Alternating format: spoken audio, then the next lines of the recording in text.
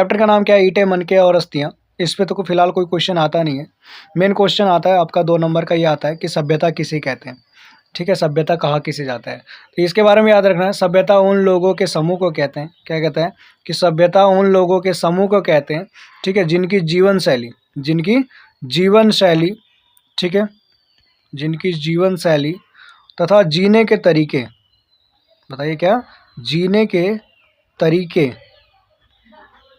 ठीक है, ये दोनों की विचारधाराओं पर भी क्या होता है, इनका विश्वास होता है, उसे क्या कहते हैं, सभ्यता कहते हैं। चलिए फिर से बोलिए आप, क्या कि सभ्यता किसे कहते हैं। समूह कहते हैं वह एक समूह जिसकी जीवन शैली और तथा जीने के तरीके क्या हो, बताइए, उन दोनों चीज़ों पे विश्वास करते हो, उन्हें क्या कहते हैं, सभ्यता कहते हैं। अगला क्वेश्चन क्या है कि विश्व की मुख्य सभ्यताएं क्या क्या है। तो आपके बारे में मैं आपको बता दूं कि विश्व की मुख्य सभ्यता के बारे में पूछे तो 1920 से पहले की सभ्यता के बारे में बता रहा हूं। तो यहाँ पे देखिए, पहला आपका मिस्र की सभ्यता, कौन सी है, मिस्र की सभ्यता है। दूसरा आपका मेसोपोटामिया की सभ्यता, आपने 11th में पढ़ा होगा, मेसोपोटामिया, ठीक है। फिर अगला आपका कौन सा है, चीनी सभ्यता, और ये हमारा जो है अभी हड़प्पा सभ्यता, कौन सी, हड़प्पा सभ्यता। इतनी सारी सभ्यता हैं, ठीक है। अगर ये क्वेश्चन आता है आप तो इसको कर लीजिएगा, ठीक है। ये सारी क्या है, पुरानी सभ्यता है, जो 1920 से पहले की सभ्यता है। कहते हैं हड़प्पा सभ्यता की खोज, क्या कह रहा है कि हड़प्पा सभ्यता की खोज कैसे हुई। तो इसके बारे में मैं आपको कहानी बताऊं कि क्या हो रखा था कि 160 साल पहले, आज से मतलब 160 साल पहले रेलवे का काम चल रहा था, ठीक है, हमारे देश में। जब रेलवे का काम चल रहा था उस टाइम, डेट बता दूं तो 1856 की बात है, ठीक है। पंजाब जो है, पंजाब के बारे में आप जानते हो, ठीक है। तो पंजाब 2 पार्ट में टूटा था उस समय। अगर आपने पॉलिटी की पढ़ा है तो आपको पता होगा कि पंजाब 2 पार्ट में टूट गया था। एक पाकिस्तान बन गया था और दूसरा इंडिया रह गया था, इंडिया के अंदर रह गया था, ठीक है। तो पंजाब 2 पार्ट में टूटा था। तो कहता क्या है कि पंजाब में जो आज वर्तमान पाकिस्तान है, ठीक है, पंजाब के वर्तमान जो पाकिस्तान है, ठीक है, वहाँ पे क्या चल रहा था, 1856 में रेलवे लाइन का काम चल रहा था। उन स्थानों पर खुदाई की जा रही थी। क्या किया जा रहा था, खुदाई की जा रही थी। इसी दौरान कुछ पुरानी ईंटें मिले। क्या मिले यहाँ पे, कुछ पुरानी ईंटें मिले। जब यहाँ पे कुछ पुराने ईंटें और अवशेष मिले, ठीक है, तो उस समय के लोगों का इसका महत्व समझ नहीं आया था। क्या कहते हैं कि हड़प्पा सभ्यता की खोज के समय जब वहाँ पे ईंटें और क्या बोलते हैं वहाँ पे अवशेष मिल रहे थे, तो लोगों को समझ नहीं आ रहा था है क्या ये। लेकिन क्या हुआ, रेलवे लाइन का काम जैसे ही जारी रखा गया, ठीक है, 1861 में, 1861 में कलकत्ता भारतीय पुरातत्व विभाग सॉरी, क्या हुआ, 1861 में कलकत्ता भारतीय पुरातात्विक, ठीक है, कलकत्ता भारतीय पुरातात्विक विभाग की स्थापना की गई। कब की गई, 1861 में। इसका काम क्या है कि ये क्या पुरानी चीज़ों की खोज पड़ताल करता है, जांच पड़ताल करता है और उसका निरीक्षण करने का काम करता है, ठीक है। तो यहाँ तक समझ में आ गया होगा आपको। तो उसी के पीछे क्या बोलता है कि यहाँ पे जब ये विभाग बना तो इस विभाग का काम क्या था कि किसी भी देश के जो भी क्या वहाँ से संबंधित जो भी जानकारियाँ हैं, ठीक है, उसकी जांच पड़ताल करना, उसका निरीक्षण करना, ये सारा काम क्या हुआ था, मतलब ये सारा काम इसके अंतर्गत करना शुरू किया गया था, ठीक है। क्लियर, यहाँ तक समझ में आ गया होगा। इसी समय क्या बोलता है कि इसके पहले जो निर्देशक बने उनका नाम क्या हुआ, अलेक्जेंडर कनिंघम हुआ। क्या नाम हुआ, अलेक्जेंडर कनिंघम। अब अलेक्जेंडर कनिंघम जो थे, ठीक है, अलेक्जेंडर कनिंघम जो थे, इनको याद रखेगा कि इतिहास के पिता भी इन्हीं को कहा जाता है, ठीक है। इंडियन हिस्ट्री के फादर किसको कहा जाता है, अलेक्जेंडर कनिंघम को भी कहा जाता है, ठीक है, इंडियन हिस्ट्री के फादर कहा जाता है, ठीक है। तो जो अलेक्जेंडर कनिंघम थे, इनके अंतर्गत ही क्या हुआ था, खोज हुआ था, किसका, हड़प्पा सभ्यता का खोज हुआ था। लेकिन इसके बारे में थोड़ी सी और कहानी जान लीजिए। क्या था कि एक बंदा और था जिसका नाम था जॉन मार्शल। क्या नाम था, जॉन मार्शल। जॉन मार्शल ने क्या किया, 1902 से लेकर 1928 तक ये पुरातात्विक विभाग के निदेशक बने रहे। ठीक है, मतलब ये पुरातात्विक के मेन जो हेड नहीं होते हैं, लेकिन उनके नीचे जो काम करने वाले, निरीक्षण करने वाले जो होते हैं, उनको बनाया गया था। किनको? जॉन मार्शल को 1902 से 1928 तक रहे थे। तो जॉन मार्शल के नेतृत्व में ये सब काम हो रहा था। अब हड़प्पा सभ्यता की जो खोज थी वो भी इन्हीं के नेतृत्व में हो रहा था। जब हड़प्पा सभ्यता की खोज इन्हीं के नेतृत्व में हो रहा था, तो यहाँ पे जो नेतृत्व में इनका हो रहा था, तो जो खोदने का काम कर रहे थे वो कर रहे थे हड़प्पा सभ्यता की खोज के। हड़प्पा सभ्यता की, देखिए हड़प्पा सभ्यता के बारे में अगर आपको बता दूं तो सिर्फ हड़प्पा ही हड़प्पा सभ्यता नहीं है। हड़प्पा के अंदर हड़प्पा सभ्यता के अंदर जितनी भी सभ्यताएं हैं उन सब की बात करेगा।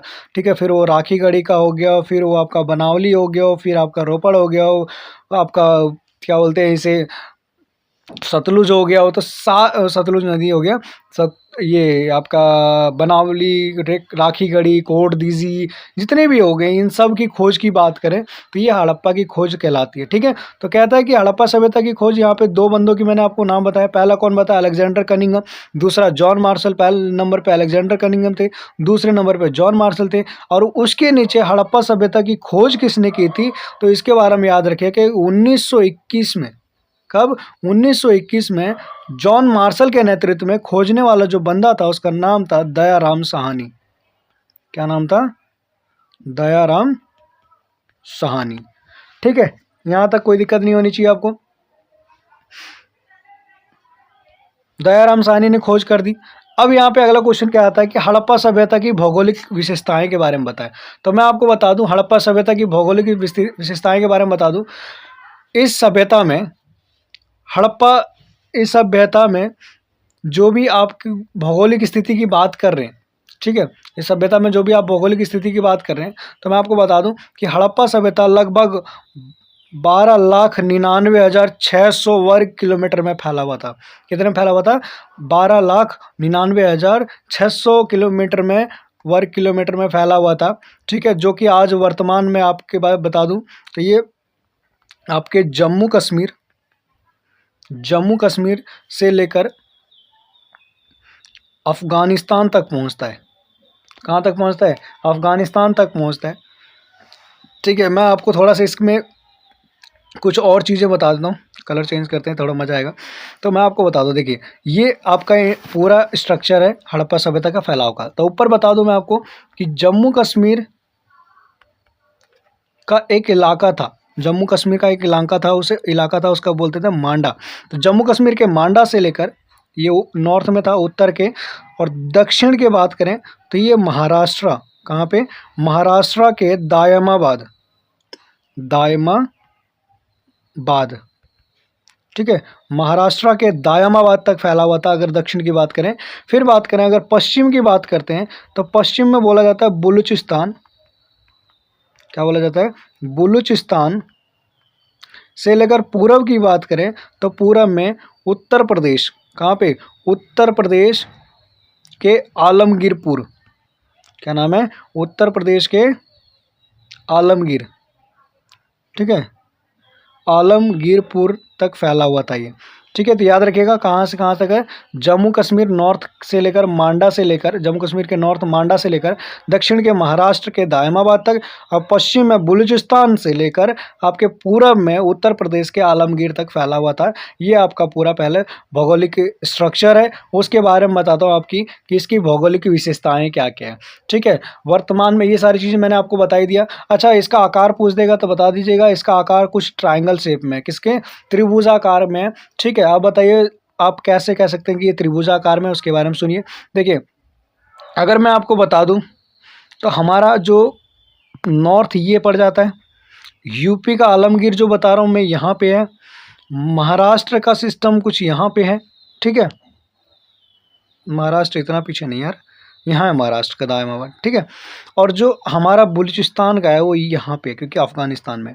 अगर मैं इसको बनाने की कोशिश करूँगा तो ये थोड़ा ना लाइन टेढ़ी होके, लेकिन ये एक लाइन बनाएगी। ठीक है, ऐसी एक लाइन बनाएगी और फिर यहाँ से एक बनाएगी, शेप ऐसे बनाएगा, इसीलिए इसको क्या बोलते हैं? त्रिभुजाकार बोलते हैं। तो याद रखिएगा, अगर पूछे कि हड़प्पा सभ्यता की जो आकार है वो किस आकार में है, तो हड़प्पा सभ्यता का जो आकार था किस आकार में था? त्रिभुजाकार में था। फिर मैं आपको बता दूँ कि ये जो हड़प्पा सभ्यता थी ये किसके समकालीन थी? तो ये मेसोपोटामिया और मिस्र की सभ्यता की समकालीन में थी। ठीक है, यानी कि जो ये सभ्यता थी उस समय दुनिया में भी और सभ्यता मौजूद था जब हड़प्पा सभ्यता हमारा था। टाइम पीरियड की बात बता दूं हड़प्पा सभ्यता के बारे में, तो ये 2600 बीसी से लेकर 2600 बीसी से लेकर 1900 बीसी तक फैला हुआ था। ठीक है, तो इसके बारे में भी आप जान लीजिए। चलिए आगे मैं आपको बता दूं, अगला टॉपिक क्या है आपका कि हड़प्पा सभ्यता के निर्वाह के तरीके बताएं। तो मैं आपको पहले इसमें बता देता हूँ, कृषि निर्वाह मतलब कृषि खेती होगी। तो कहते हैं हड़प्पा सभ्यता के लोग क्या क्या खेती में करते थे, तो याद रखेगा हड़प्पा सभ्यता के लोग खेती में गेहूं, जौ, दाल, बाजरा, सफ़ेद चना ये सब फसल में उगाते थे। ठीक है, अगर बात करें इसकी सिंचाई व्यवस्था की, किसकी बात करें, अगर इसकी सिंचाई व्यवस्था की बात करें तो सिंचाई ये कहाँ से करते थे, तो दो जगह से करते थे, नहरों से करते थे, कुओं से करते थे। ठीक है, कहाँ कहाँ से करते थे, नहरों और कुओं से करते थे। अच्छा, कुआं वर्ड आ गया तो मैं इसके बारे में थोड़ा सा आपको बता दूं कि उस समय कुओं की संख्या बात करें तो हड़प्पा सभ्यता में तकरीबन 700 कुएं पाए गए थे। कितने कुएं पाए गए थे, 700 कुएं पाए गए थे। ठीक है, यहाँ तक कोई दिक्कत नहीं होनी चाहिए आपको।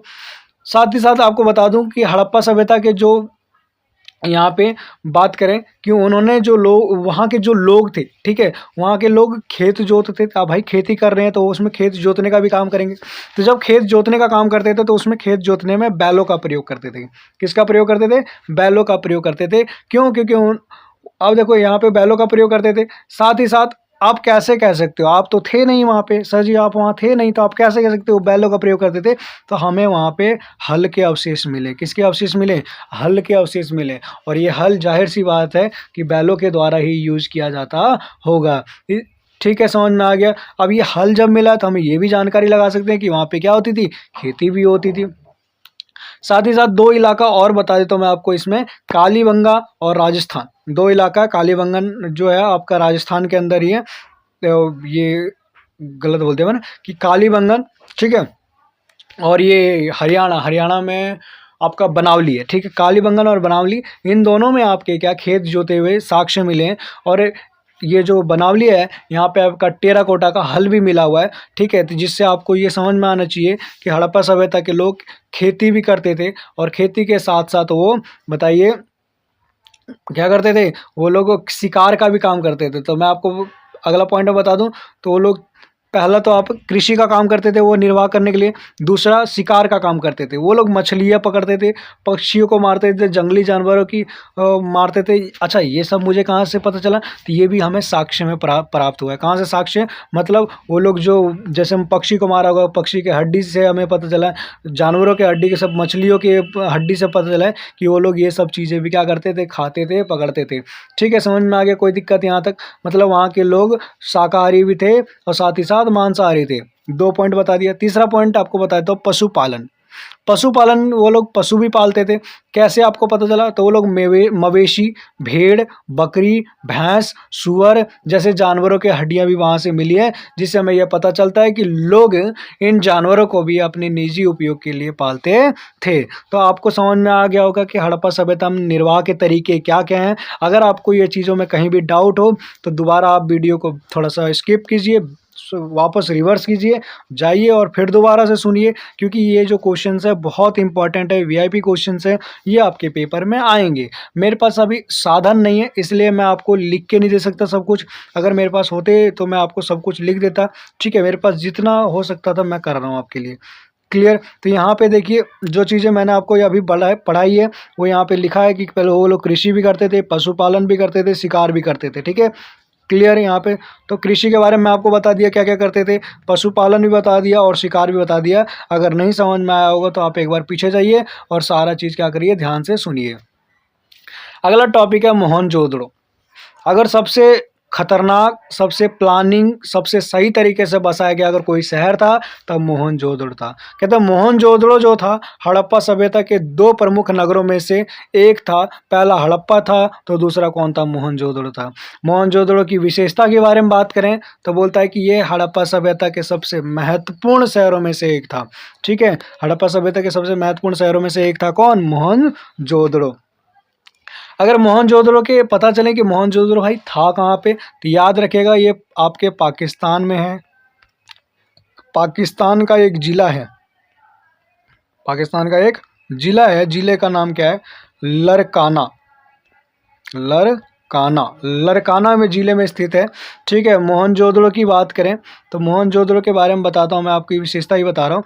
तो ये ना 125 हेक्टेयर में फैला हुआ था। कितने हेक्टेयर में फैला हुआ था? 125 हेक्टेयर में फैला हुआ था। ठीक है, जिसमें ये 2 पार्ट में बटा हुआ था। कितने पार्ट में बटा हुआ था?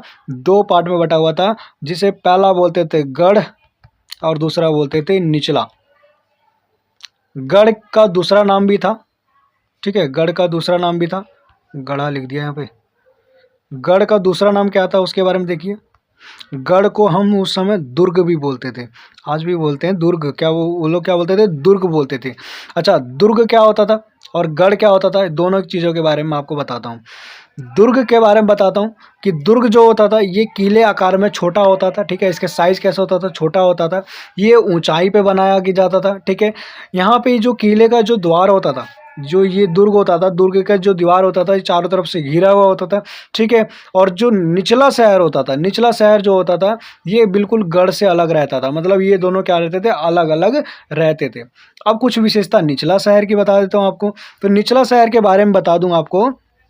ठीक है, तो निचला शहर में क्या है, इसका आकार बहुत बड़ा होता था। इसका आकार बड़ा इसलिए होता था क्योंकि दुर्ग में ना पैसे वाले लोग रहते थे, जिनके पास अच्छा खासा पैसा हो। ठीक है, वो लोग क्या करते थे? दुर्ग में रहते थे।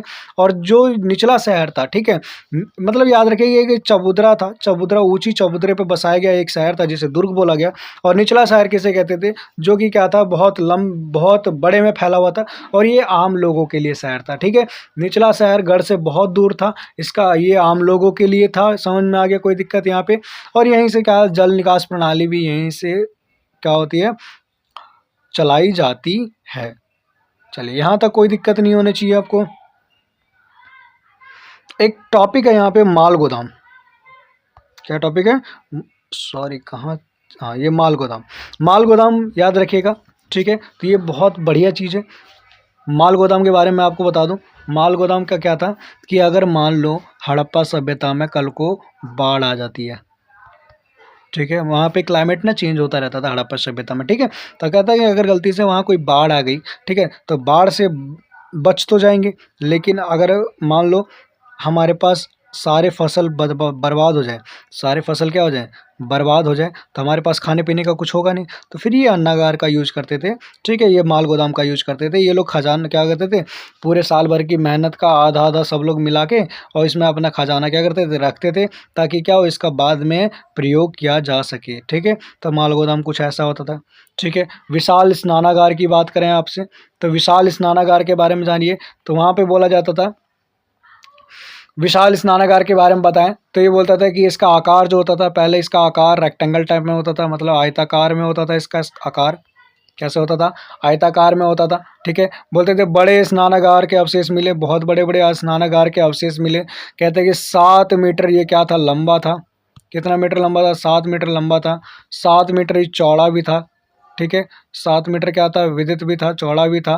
साथ ही साथ बता दूं तो ये कम से कम गहराई की बात करें तो 2.4 मीटर ये क्या था? गहरा था। कितना कितना गहरा था? 2.4 मीटर क्या था? ये गहरा था। ठीक है, डीप था। क्लियर? यहाँ तक समझ में आ गया? कहते हैं कि जो बड़े स्नानागार होते थे, इनको भरने के लिए किसकी व्यवस्था की गई थी? कुओं की व्यवस्था की गई थी। कुओं से पानी ला ला के इनको भरा जाता था। ठीक है, अच्छा, ये जो स्नानागार होते थे इनका यूज कहाँ पे किया जाता था? तो बोलते थे कि धार्मिक अनुष्ठान, जब पूजा पाठ हो, कोई विशेष अवसर हो, तो यहाँ पे स्नान करके ये लोग क्या करते थे? इसका प्रयोग करते थे और पूजा पाठ में इसका यूज करते थे। ठीक है, कहते थे कि जो इनका जो पानी होता था, ठीक है, ये स्नानागार है, स्नानागार के इस साइड और इस साइड दोनों तरफ क्या बनाता था? सीढ़ियाँ बनी होती थी। ठीक है, क्या बनी होती थी? सीढ़ियाँ बनी होती थी। ठीक है, और यहीं से ये एंट्री और एग्जिट भी करते थे। एक स्विमिंग पूल की तरह समझ लीजिए इसको। समझ में आ गया?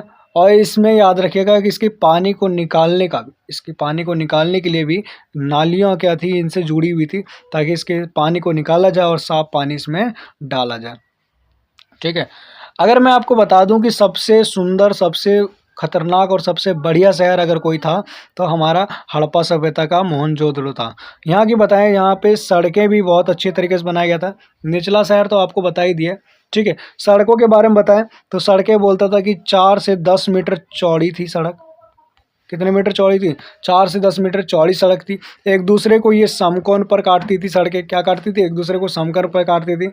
ठीक है, क्लियर, यहाँ तक समझ में आ गया होगा आपको। चलिए अगला पॉइंट कौन सा है? जल निकास प्रणाली। तो जल निकास प्रणाली की बात बताएं तो ये लोग ना यहाँ पे क्या करते थे? नालियों को, ठीक है, और पहले बनाते थे, मकान को बाद में बनाते थे। आज के टाइम पे अगर आप देखते होंगे तो हमारे रोडें ऐसी बर्बाद हो रखी है, हमारी नालियाँ लोगों द्वारा ढक दी जाती है। घर बना के दूसरे घर में क्या करते हैं? नाली खोल देते हैं। समझ में आ गया? लेकिन वहाँ पे ऐसा नहीं था, बहुत सही तरीके से, योजनाबद्ध तरीके से उन्होंने क्या कर रखा था? हर चीज़ को, पूरा शहर को बसा रखा था। कहते हैं नालियों को पहले बनाया जाता था, सड़क को पहले बनाया जाता था, फिर घरों को बनाया जाता था। ठीक है, ऐसा नहीं कि एक रोड यहाँ से जा रहा है और ये ऐसे काटते हुए चला जाएगा, बीच में क्यों इसका घर है। ठीक है, तो ऐसा कुछ नहीं था वहाँ पे। क्यों? क्योंकि वहाँ पे हर चीज़ योजनाबद्ध तरीके से हो रखी थी। क्लियर, यहाँ तक समझ में आ गया होगा आपको। फिर बोलता है कि नालियों के निर्माण के लिए जिप्सम, देख सकते हैं कितना बढ़िया चीज़ यूज़ किया हुआ है। जिप्सम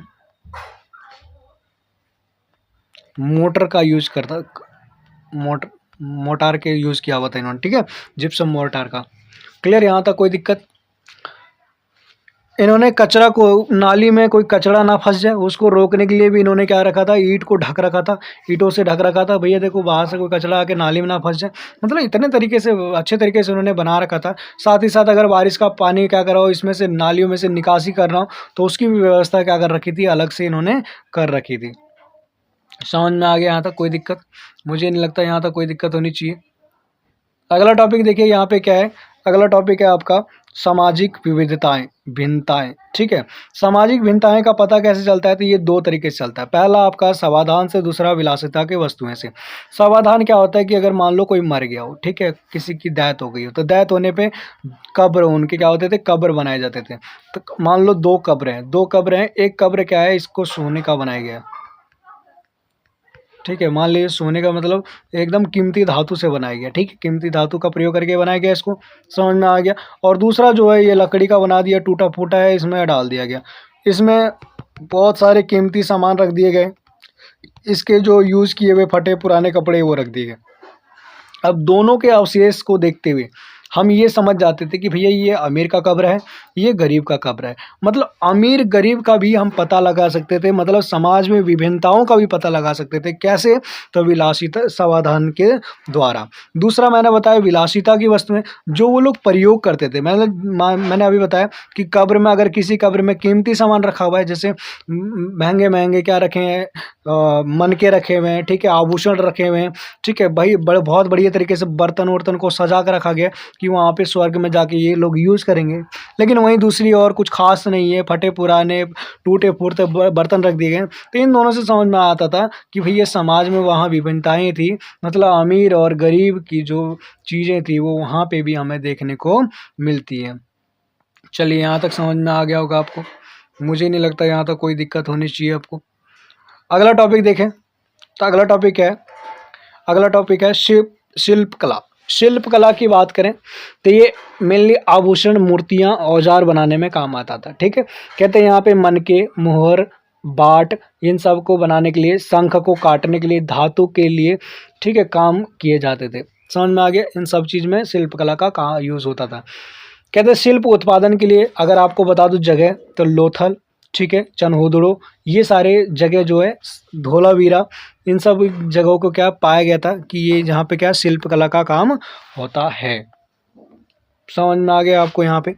अगला क्या है? मोहर तथा मुद्रांकन। अगला टॉपिक, तो मोहर मुद्रांकन की बात करें तो यहाँ पे बोलते हैं कि मोहर का प्रयोग क्यों किया जाता था? तो मान लीजिए एक आपके पास ये आभूषण है, ये कीमती पोट्री है, इसके अंदर आपका सामान रखा हुआ है, ठीक है, समझ में आ गया। अब आप अगर ऐसे ऐसे कम से कम 20-30 पोट्री आप कहीं क्या कर रहे हो? व्यापार करने के लिए भेज दिए।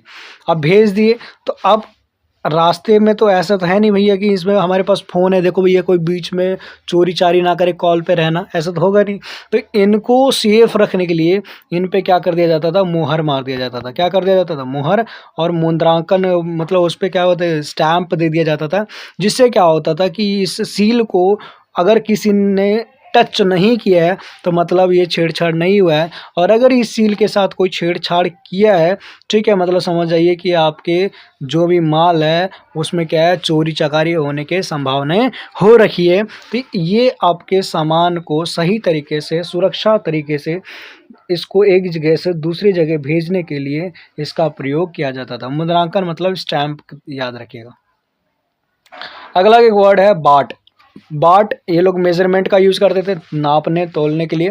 तो ये जो बाट बनाया जाता था ये मेनली चट नामक पत्थर से बनाया जाता था, ठीक है। इसका प्रयोग किया जाता था जैसे आभूषण हो गया, मोतिया हो गया, इन सब को तोलने के लिए ये बाट का प्रयोग किया जाता था। मनके की बात बता दें तो मनके देखिए क्या है कि ये कहते थे कि एक मोती टाइप का था, कार्लेनियन का क्या था, पत्थर होता था, ठीक है। बिल्कुल कार्लेनियन का पत्थर कैसा होता था, सुंदर लाल पत्थर होता था। और भी इसके पत्थर होते थे, जैस्पर, स्फटिक, सेलर, सेलखड़ी, या अलग अलग पत्थर होते थे जो मनके बनाने के लिए काम आते थे, ठीक है। समझ में आ गया यहाँ तक। कहते हैं 2 या 2 से अधिक मोतियों को मिलाकर मनके बनाया जाता था। मोतियों का आकार अलग अलग शेप दिया जाता था, गोलाकार हो गया, वृत्ताकार हो गया, बेलनाकार हो गया, खंडित हो गया, किसी भी प्रकार से उसको क्या किया जाता था, बनाया जाता था अलग अलग आकार से। समझ में आ गया, कोई दिक्कत। मनकों के ऊपर क्या है, मनकों के मतलब है सर पे चित्रकारी किया जाता था, उसको सजाया जाता था, ठीक है। इनको बनाने के जो तरीके थे, मोती बनाने के जो तरीके थे, बिल्कुल क्या थे, अलग तरीके थे। समझ में आ गया, परिवर्तन विधि परिवर्तनी थी। साथ ही साथ क्या बोला जाता था, ये इसमें मुलायम पत्थर का यूज किया जाता था। समझ में आ गया। अच्छा, ये जो मनके बनाने के लिए सबसे पहले क्या करना पड़ता था उसके बारे में सुन लीजिए। इसको पहले पीसना पड़ता था, फिर चमकाने के लिए उसको घिसना पड़ता था, ठीक है। फिर उसमें क्या करते थे, मतलब डॉट उसको छेद के और एक नया डिज़ाइन दे के उसको बेचने का प्रयोग करते थे। अगला टॉपिक जो है आपका, उत्पादन केंद्रों की पहचान कैसे हुई। अच्छा, ये जो टॉपिक है इसको थोड़ा सा आप ध्यान से पढ़िएगा। क्यों? क्योंकि आपके पेपर में पूछे जाने वाला सबसे ज़्यादा सवाल है ये कि उत्पादन केंद्रों की पहचान कैसे हुई। कहता है कि कच्चे माल, ठीक है, भूसा आदि के उत्पादन केंद्र की पहचान कैसे हुई। जिस स्थान पर औजार अधिक मात्रा में मिलते थे, जिस स्थान पर औजार अधिक मात्रा में मिलते थे, ठीक है, उसमें उत्पादन केंद्र उसे बोल दिया जाता था। क्या माना जाता था? आपको भी पता है कि जहाँ पे क्या होगा कि सबसे ज़्यादा औजार पाए जाएंगे वो क्या होगा, वहाँ पे प्रोडक्शन होगा। समझ में आ गया, क्या होगा, प्रोडक्शन केंद्र होगा वो। साथ ही साथ क्या बोलता है कि वहाँ पे बचा हुआ कच्चा माल भी क्या कहता था, निकल जाता था वहाँ से, ठीक है।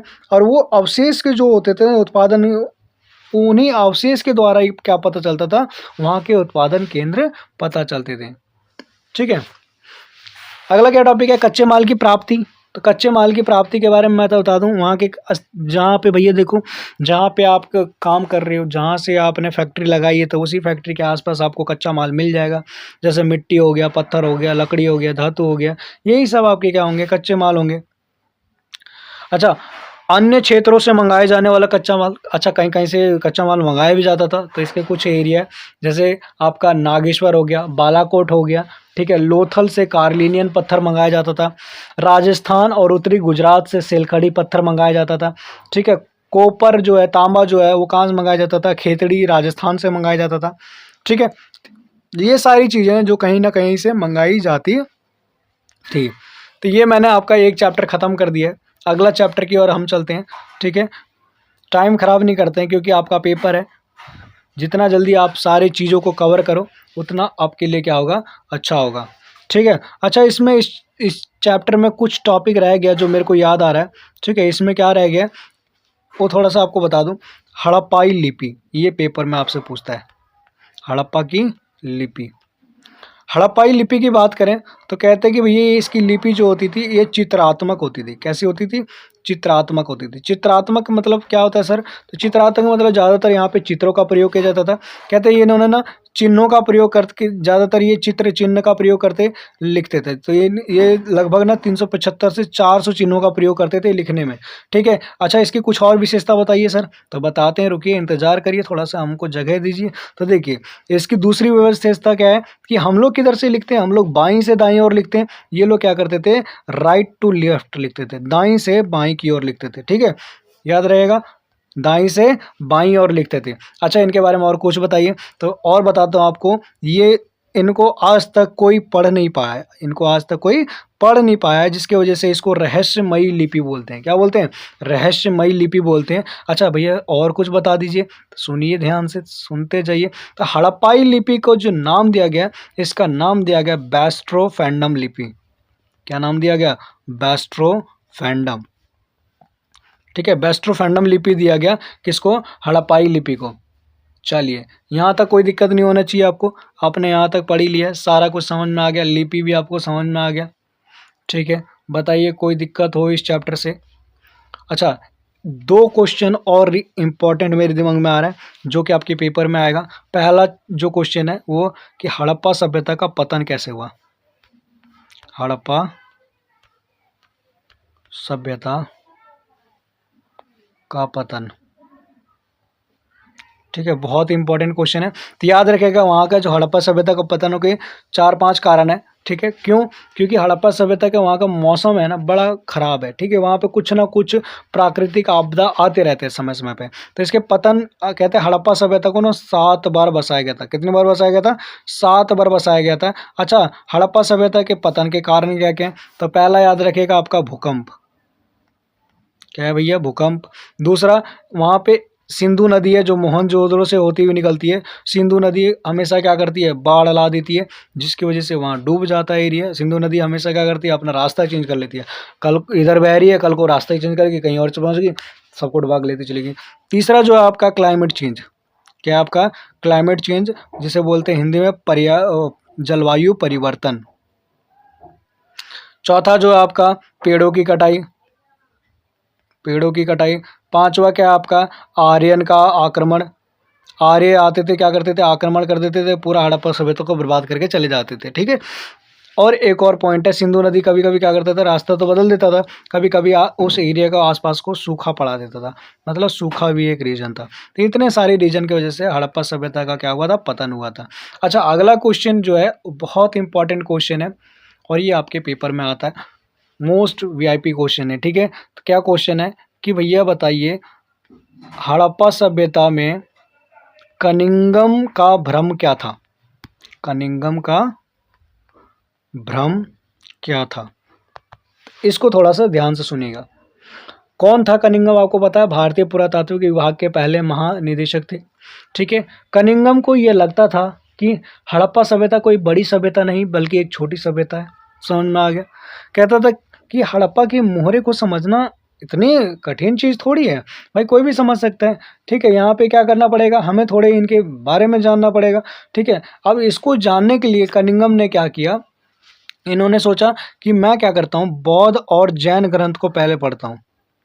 बौद्ध और जैन ग्रंथ को पहले पढ़ता हूँ, और अगर मैं इनको पढ़ गया, अगर मैं इनको पढ़ गया तो मैं कनिंगम क्या बोलते हैं, हड़प्पा सभ्यता को भी पढ़ लूंगा। अच्छा, हड़प्पा सभ्यता को रहस्यमयी क्यों बोला गया था? मैंने आपको बताया था कि इसलिए बोला गया था क्योंकि हड़प्पा सभ्यता की लिपि को आज तक कोई पढ़ नहीं पाया। ठीक है, अब कनिंगम बोलता था मैं पढ़ूंगा, तो भैया पढ़ो। अब पढ़ने बैठे तो देखा है भैया, पढ़ना शुरू किया, लेकिन इनको ये नहीं पता था कि बौद्ध और जैन ग्रंथ जो है वो 600 ईस्वी से 600 ईस्वी के बीच का फैला हुआ इतिहास है। ठीक है, लेकिन जो आप हड़प्पा पढ़ रहे हैं ये 2600 साल, मतलब 2600 से लेकर 1900 के बीच का इतिहास है। तो कहाँ भैया, इतना साल, 1000 साल पहले की चीज़ों को आप इतने बाद में पढ़ने की कोशिश करते हो। इनकी भाषा अलग है, ये बैस्ट्रोफेंडम लिपि है, इसकी लिपि अलग ही है। इनकी लिपि पाली प्राकृतिक लैंग्वेज है इनकी। ठीक है, कैसे पढ़ पाओगे आप? तो ये नहीं पढ़ पाए, और कनिंगम का भ्रम यही था कि मैं अगर इनको पढ़ लूँगा तो वो भी चीज़ें पढ़ लूँगा। ठीक है, चलिए यहाँ तक आपको कोई दिक्कत नहीं होना चाहिए। मैंने आपका एक चैप्टर कंप्लीट कर दिया। ठीक है, चलिए बिना देरी किए हुए अगला चैप्टर आते हैं। अगले चैप्टर क्या है? राजा, किसान तथा नगर। दूसरा चैप्टर ये पॉलिटी का आपका, सॉरी हिस्ट्री का, क्लास 12th का। तो चलिए शुरू करते हैं। क्या इसमें बताया गया है कि आपको पता है कि हड़प्पा सभ्यता अभी हमने पढ़ा, वो क्या था, उसका टाइम पीरियड क्या था? 2600 ईस्वी से 1900 ईस्वी तक था। ठीक है, समझ में आ गया।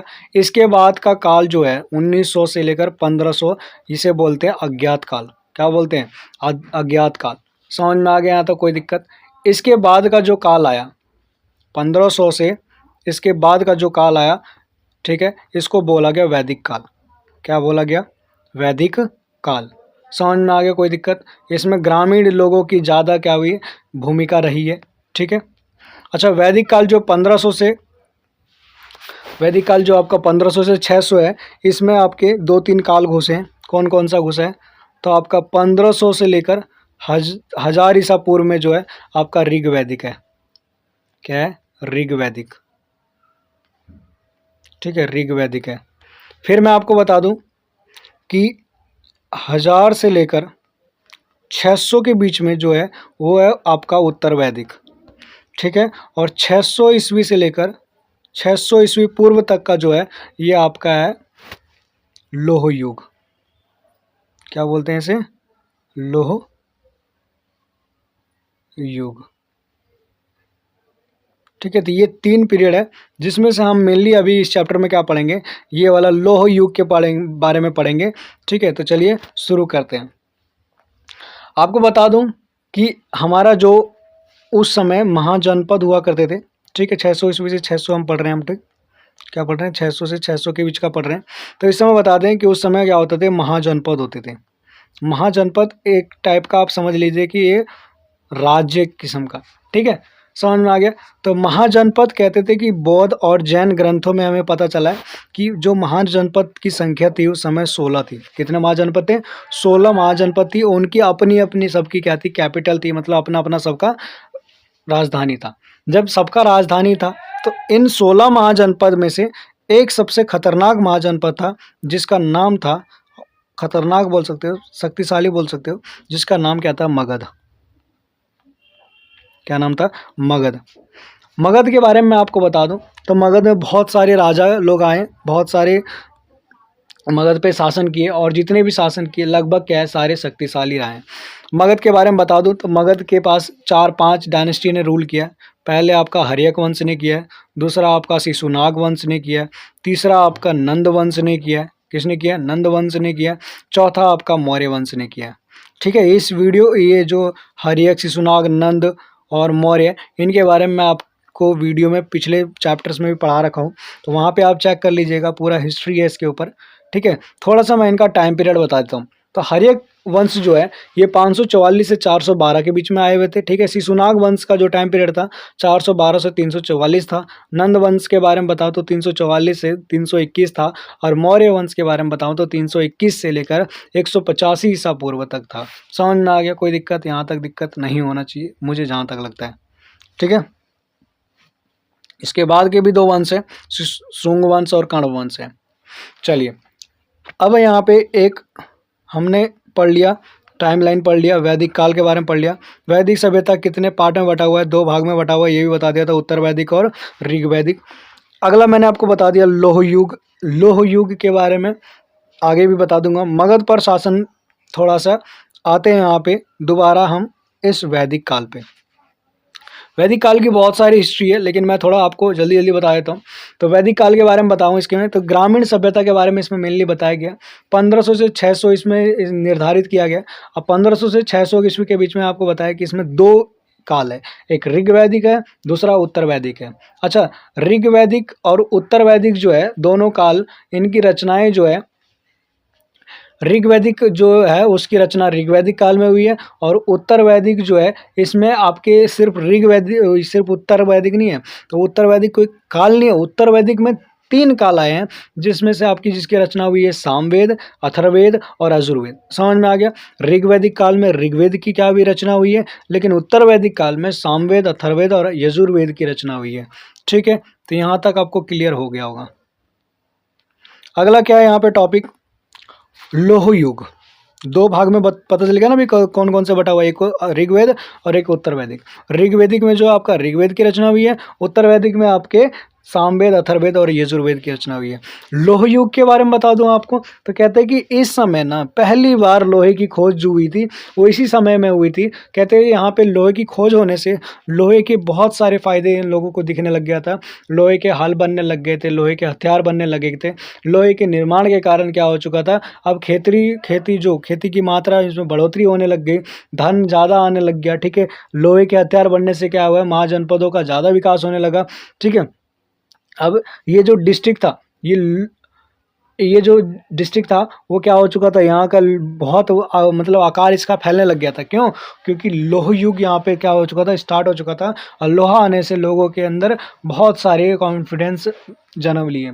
फिर उसके बाद मैंने आपको बताया कि लोह युग जो है ये आप याद रखिएगा ये आया कहाँ से। तो ये टाइम पीरियड तो ठीक है भैया कि लोह युग का टाइम पीरियड था, लेकिन मेनली जो लोहा का जो पैदावार सबसे ज़्यादा प्रोडक्शन जो लोहा हुआ ये आपका झारखंड, और झारखंड आज का झारखंड कह सकते हो, लेकिन उस समय बिहार के अंदर ही आता था। तो कह सकते हो कि ये बिहार, और बिहार का जो पुराना नाम था वो मगध के नाम से हम जानते थे। तो इसीलिए मगध सबसे मतलब मगध ही सबसे शक्तिशाली कहलाया। फिर मैंने आपको बताया कि मगध पे जो शासन करने वाले लोग हैं, इसमें बताया कि कौन कौन से थे। आपके बिंबिसार थे, ठीक है, अजातशत्रु हैं, उदयन है। तो ये सब मैंने नाम बताया हुआ आपको। अच्छा याद रखिएगा कि मगध जो है ना, मगध की 2 राजधानियाँ थी। पहले जो राजधानी थी उसका नाम था राजगिरी, और बाद में जो राजधानी हुई है उसका नाम पाटलिपुत्र था। ठीक है, हर एक वंश में ये 4 राजा रहे हैं। हर एक वंश के बिंबिसार, अजातशत्रु, उदयन और शांपदशक। शिशुनाग वंश की बात करें तो शिशुनाग में उसका संस्थापक जो था वो शिशुनाग था। ठीक है, क्लियर, वो ये सेनापति था। ठीक है, इसके ऊपर वाले राजा का। नंद वंश की बात करें तो नंद वंश का जो संस्थापक था वो था महापद्म नंद, और अंतिम जो राजा था वो कौन था, धनानंद था। ठीक है, क्लियर, यहाँ तक समझ में आ गया होगा। धनानंद को मारकर चंद्रगुप्त मौर्य क्या हुआ था, अगला राजा बना था किसका, मौर्य वंश का। नंद वंश का आखिरी राजा था धनानंद। धनानंद को मारकर अगला राजा जो बना हुआ था वो कौन था, मौर्य वंश का राजा था जिसका नाम था चंद्रगुप्त मौर्य। और इसकी हेल्प जो चंद्रगुप्त मौर्य की हेल्प किसने की थी, तो इनकी हेल्प की थी चाणक्य जी ने। आगे मैं आपको बता दूं अशोक के बारे में। तो अशोक चंद्रगुप्त मौर्य का पोता था। ठीक है, और बिंदुसार का लड़का था। अशोक को चक्रवर्ती सम्राट के नाम से जाना गया। अशोक भाई इतना खतरनाक राजा था ना, इसने कलिंग की युद्ध में इतना नरसंहार किया कि ये खुद जब देखने गया था तो बौखला गया था। और बाद में उसी नरसंहार को देखते हुए इन्होंने एक धर्म को अपनाया जिसको बोला गया बौद्ध धर्म। इस पे आपका क्वेश्चन आता है। ठीक है, और बाद में अशोक ने अपना एक धम्म का मतलब अपना एक अलग धर्म भी चलाया जिसे धम्म का प्रचार बोला गया। अच्छा, इसके तहत अशोक ने आपको बोला कि मैं भगवान का दूत हूँ, जिसमें अपने आप को एक नाम दिया जिसका नाम क्या था, प्रियदर्शी। क्या नाम था, प्रियदर्शनी। समझ में आ गया, क्लियर। तो ये अशोक के खुद के नाम दिए गए थे।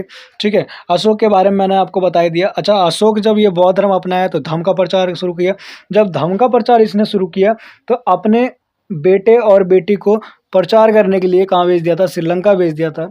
अशोक के बेटे का नाम था महेंद्र, और बेटी का नाम क्या था, संघमित्रा। ठीक है, गुप्त साम्राज्य की बात करें तो गुप्त साम्राज्य में आपके आए श्रीगुप्त, चंद्रगुप्त फर्स्ट, समुद्रगुप्त और चंद्रगुप्त द्वितीय।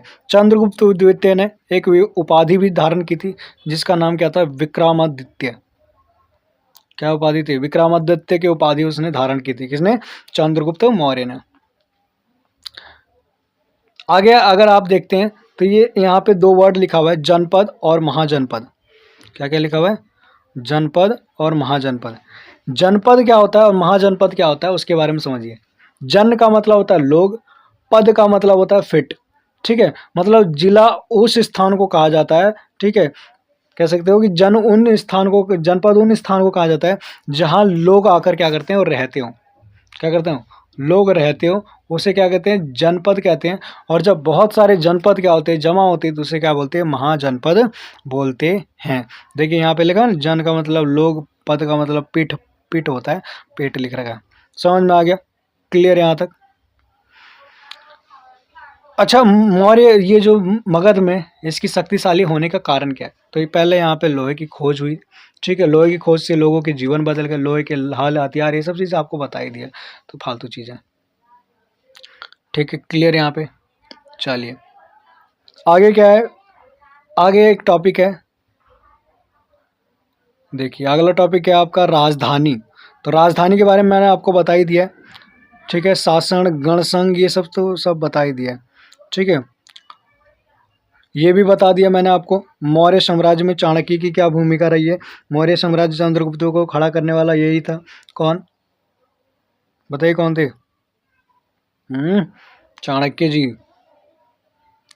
अगला टॉपिक देखें, अगर मौर्य साम्राज्य की जानकारी हमें कहाँ कहाँ से मिलती है, तो वीआईपी क्वेश्चन है, ये आपके पेपर में सबसे ज़्यादा पूछे जाने वाला क्वेश्चन है कि मौर्य साम्राज्य की जानकारी आपको कहाँ कहाँ से मिलती है। तो पहला आपको साहित्यिक सोर्स स्रोत से मिलती है, ठीक है। दूसरा, चाणक्य ने एक बुक लिखी थी जिसका नाम था अर्थशास्त्र। क्या नाम था भैया, अर्थशास्त्र नाम था, यहाँ से मिलती है। साथ ही साथ यहाँ पे मौर्य वंश में एक मेगास्थनीज नाम का आदमी आया था, ठीक है, जिसका राजदूत था, यूनानी राजदूत था ये। तो जब ये आया था तो इसने भी एक बुक लिखी थी, मेगास्थनीज ने एक बुक लिखी थी, ठीक है। इनकी बुक का नाम क्या था, इंडिका। क्या नाम था, इंडिका। अब इनकी बुक जो है इंडिका, ये भी हमें जानकारी देती है मौर्य वंश की। एक बुक और है विशाखा दत्त की। किसकी बुक है, विशाखा दत्त की बुक है। विशाखा दत्त ने भी एक बुक लिखी थी जिसका नाम क्या था, मुद्रा राक्षस। इससे भी हमें जानकारी मिलती है। क्या नाम है, मुद्रा राक्षस, इससे भी जानकारी मिलती है। ब्राह्मण के ग्रंथ, जो ब्राह्मणों ने ग्रंथ लिखे, धर्म ग्रंथ, धार्मिक ग्रंथ लिखे, उनसे भी मिलती है। मौर्य काल में बहुत सारे स्तूप बनाए गए थे। क्या बनाए गए थे, स्तूप बनाए गए थे। इन स्तूपों से जानकारी मिलती है, ठीक है। मौर्य काल में मिट्टी के बर्तन भी बनाए गए थे, शिलालेख बनाया गया था, मूर्तियां बनाई गई थी। इन सब से भी मौर्य वंश की जानकारी के बारे में पता चलता है। चलिए, यहाँ तक कोई दिक्कत हमको नहीं लगता है, दिक्कत होना चाहिए आपको। साथ ही देखिए यहाँ पे प्रशासनिक व्यवस्था कैसी थी वहाँ की, चंद्रगुप्त के टाइम पे प्रशासनिक व्यवस्था कैसी थी। तो इसके 3 पॉइंट है। पहला, केंद्रीय शासक राजा, प्रांतीय शासन और स्थानीय शासन।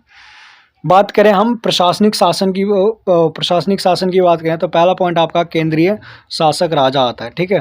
तो केंद्रीय शासक जो राजा आता है, ठीक है, इसके बारे में अगर आप देखते हैं तो यहाँ पे बोलता था कि ये एकात्मक शासन होता था। एकात्मक मतलब एक सिंगल आदमी शासन करता था, पूरे राज्य पर एक ही राजा का क्या होता था, नियंत्रण होता था।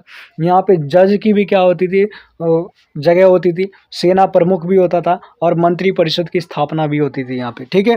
प्रांतीय शासन की बात करें, किसकी बात करें, प्रांतीय शासन की बात करें, तो कहता है यहाँ बहुत बड़ा साम्राज्य होने के कारण मौर्य साम्राज्य प्रांतीय सरकार की व्यवस्था स्थापित करता था, ठीक है। साथ ही साथ बोलता था कुमार के सहायता, उनकी सहायता के लिए मात्र नाम कुछ अधिकारी भी चुना जाते थे। प्रांतीय शासन में क्या होता था कि देखिए यार, क्या है कि राजा आता है तो राजा के साथ साथ क्या होते थे, राजा है जी, जी राजा है, तो राजा क्या करता था, कुछ लोगों को अपॉइंट करता था ताकि वो लोग सलाह दें, ठीक है। जरूरी नहीं कि सलाह को माने वो राजा, ठीक है। तो उनको सलाह नाम मात्र के लिए रखने का काम करता था, वो प्रांतीय शासन में आता था। स्थानीय शासन की बात करें आपकी, तो स्थानीय शासन में आपका आ जाता था जैसे पाटलिपुत्र। तो पाटलिपुत्र सबसे मेन मुख्य जगह होता था, ठीक है। साथ ही साथ बोलता था पाटलिपुत्र में पाटलिपुत्र जो था इसको संभालने के लिए 6 समितियां बनाई गई थी। कितनी समितियां बनाई गई थी, 6 समितियां बनाई गई थी, और प्रत्येक समिति में 5-5 अधिकारी होते थे। इससे आपको ये समझ में आता है कि स्थानीय शासन में कम से कम 30 सदस्य हुआ करते थे, जो कि क्या करते थे, इसको संभालने का काम करते थे, ठीक है। अगला टॉपिक कौन सा आपका, सैन्य व्यवस्था। सैन्य व्यवस्था के बारे में आपको अगर मैं बताऊं तो इसमें बोला जाता था जो 30 लोग हैं, ठीक है, वो 6 समितियां, 30 लोगों के लिए 6 समितियां बनाई गई थी, 5-5 लोग काम करते थे, ठीक है। जिसमें बताया गया था कि यहाँ पे सेना में 6 लाख पैदल सैनिक थे, 30,000 घोड़सवारी था, 9,000 हाथी वाली सेना थी, और लगभग 8,000 रथ वाली सेना थी, जो यहाँ पे क्या करते थे, मगध को शक्तिशाली बनाने में काम करती थी। 6 समितियों के बारे में बताएं तो पहली समिति जो थी ये पैदल सैनिक की थी, दूसरी समिति जो थी ये घुड़सवार की देखरेख करती थी, तीसरी समिति नौसेना की देखरेख करती थी, चौथी समिति रथ सेना, पांचवी समिति हाथी वाली सेना, और छठी समिति हथियार और भोजन की व्यवस्था करने का काम करती थी। समझ में आ गया यहाँ पे। अच्छा, आगे मैं आपको बता दूं तो इनकी जो मगध की कुछ राजनीतिक केंद्र भी थे, 5 राजनीतिक केंद्र थे, ठीक है। उन 5 का नाम बताता हूँ। तो पहला आपका था जो खुद राजधानी था पाटलिपुत्र, दूसरा तक्षशिला, तीसरा उज्जैन, चौथा तौसील, और 5वां कौन था, स्वर्णगिरी, जिसे आज कर्नाटका के नाम से हम जानते हैं, ठीक है। समझ में आ गया यहाँ पे। ये भैया तीसरा चैप्टर का नोट्स का है। अच्छा रुक जाओ, समझ में आ गया यहाँ तो कोई दिक्कत। चलिए अब यहाँ पे कुछ टॉपिक जो रह गया, जैसे कलिंगम की लड़ाई होगी, ठीक है, धम्म का प्रचार हो गया, अशोक के अभिलेख हो गए, ये सब चीज़ें मैंने आपको वीडियो में बता रखा है। तो आप वहाँ जाइए, वहाँ से देखिए, आपको सब कुछ एक एक चीज़ें समझ में आएगी। आज की वीडियो मैं यहीं पे रोकता हूँ, ठीक है। चलिए ख़त्म करते हैं इस चैप्टर को यहीं पे। आप इसको अच्छे से सुनिए, सारे वीडियो को अच्छे से सुनिए। अगर आपको कोई डाउट हो तो आप पूछिए कि आपने ये टॉपिक नहीं बताया या ये समझ नहीं आया, तो मैं आपको दोबारा क्लियर कराऊंगा। कमेंट कीजिएगा, और अगर आपको समझ में आया हो तो आप वीडियो को शेयर कीजिए, ताकि और लोग इससे क्या समझें और आगे क्या करें, बढ़ें और बोर्ड में अच्छे नंबर लाने की कोशिश करें। मैं कोशिश करूँगा कि आपके ये सारे चैप्टर्स को कंप्लीट करूँगा, ठीक है। लेकिन बस बात रही, तो ये वीडियो लंबी हो गई है, 50 मिनट की हो गई है, मुझे लगा छोटे में हो जाएगा, इसलिए नहीं हुआ है। तो मैं 5 वीडियो बोला था एक दिन में, नहीं हो पाया, तो मैं कोई नहीं, अगले 2 से 3 वीडियो में मैं सारे चैप्टर तो नहीं कह सकता, लेकिन जितने भी चैप्टर होते हैं क्लियर, मैं क्लियर करता चला जाऊँगा, ठीक है। चलिए, धन्यवाद आपको अपना टाइम देने के लिए, ठीक है। आपने जो हमें टाइम दिया, अपना कीमती समय दिया है, आपने इस वीडियो को सुना है, तो पक्का आपके नंबर अच्छे आएंगे, क्योंकि मैं कोशिश करूंगा कि आपको छोटे छोटे चीज़ों में आपका पूरा चैप्टर ख़त्म करने की, ठीक है। तो आप इसको सुनिए और पेपर में अच्छा करके आइए। बाय।